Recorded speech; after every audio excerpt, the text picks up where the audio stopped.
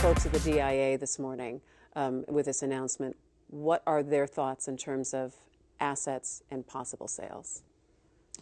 I mean, I don't know that we know the answer to that, and I think they got very smug over the last couple of years over there and saying, well, nobody had ever touched this, you can't touch it, and instead of taking steps to protect their assets, they left them vulnerable. I think it's another one of those unpredictable situations in bankruptcy court. Anything could happen. Is there anything the DIA could have done? Well, I mean, everyone says they could have protected their assets, but their assets are very complicated. They don't own all of that stuff outright. Some of the stuff that they do own outright has contingencies on it, so if you did sell it, it would go back to the original person anyway.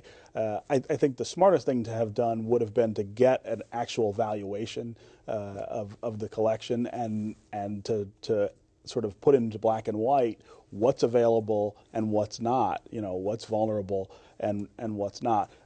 I think if the creditors want to go after the DIA, they're in for years of litigation. But they could have severed the ownership from the city of Detroit. When they moved the DIA to a separate independent authority, they could have severed the ownership. See, I think if you had raised that, I mean, people cried bloody murder from the just at the idea of management moving away from the city. That literally would have been stripping the city of that asset. Joanne Watson would have had a field day. But nobody's talking about selling polar bears and beavers out at the zoo because they took any money that step.